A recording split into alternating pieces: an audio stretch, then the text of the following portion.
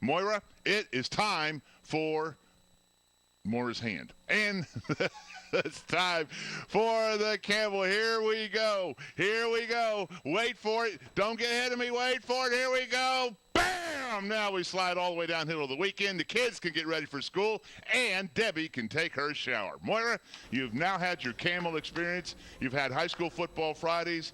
You haven't had breakfast rupperitos, though. We'll have those. I got a cookbook coming out with my recipe, and when we do that, I'm going to cook for you. Okay. Thanks for your help, by the way, too. Why don't you get on camera so everybody can see you? Over a little further. There we go. Thank you, Moira. There we go, guys. What's going on in there? Oh, we're just come on and join us. We're having a... Get it together. This is Camel time. It's coffee time, too. Coffee time, Camel time. It's CNC time in the 10 News Traffic Center. Wow. And with that, we say goodbye to Ed and hello to our tech expert, Dan Thompson, who's over here going, who is Debbie and what is this all about? Do we know who Debbie is? Well, Ed knows who Debbie is, and that's all that matters. Okay, Debbie is a loyal viewer, and she cannot take her shower until the Camel, Oh, great, and so that's great. how this all It all came makes about. sense now. Yeah. Woo! Okay, on to more important news of the morning. We are talking about the new edition of Windows, and it's Windows 8. Windows 8. I didn't even get Windows 7, You're a so little behind. I'm a That's little okay. behind. Yeah, but you're a Mac girl. That's okay.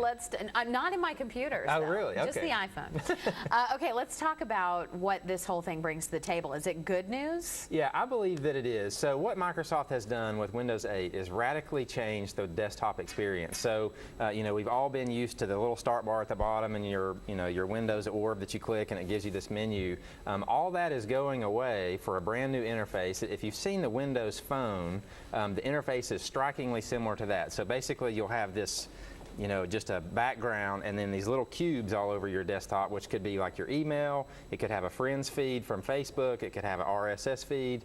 So it's really kind of a totally new take. And what Microsoft is doing is really aiming towards the tablet and mobile markets. And really, this is something they have to do because if you look at PC sales, they've been down. Almost 2/3 of all compute devices sold have either been phones, tablets, or laptops. So Microsoft really has to make a fundamental change here, or they're just going to go by the wayside, just as a matter of technology progressing. So for them as a company, I believe this is a strong move and something they just had to do. Now, how do you think this is going to fare with the people who they have to buy a whole new Windows system, right? Right. And that's expensive. It can be. So we're still in the alpha stages of development, so really no idea what pricing is going to be. We have to assume that there'll be some backward compatibility with older machines, just like in the past. I would guess that the target price range for upgrades is going to be around $100 to $150. This is what they typically do. So we'll just have to wait and see. I believe now we're probably about a year out from total deployment, so we won't see this showing up on store shelves for probably till about next November, I'm guessing.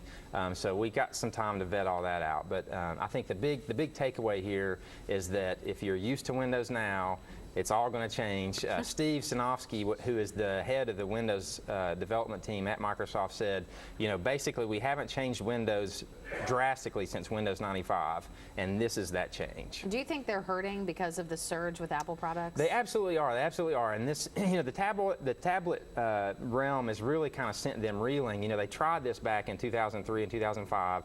Nobody really caught on to the whole idea.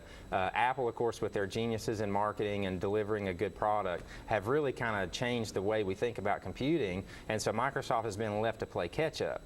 Now, I will say this, however, the one gripe that I've had with tablets this whole time is that they're useful for end users, but at the business level, they could be more useful. A lot of people that I know that use them have some kind of back-end infrastructure. They're either remoting into their home PC or something like that, and you just couldn't, your Office applications and these applications that you've bought for Windows, they don't migrate to your tablets. Well, now if you've got a Windows operating system on a tablet, everything works just like it used to. So really it's just kind of a new way for us to interact with our desktop for a touchscreen interface, and then now all your old applications are still there and ready for you to use. All good information. Yeah. Dan Thompson, our resident tech expert, we appreciate you being with us this You're morning. welcome.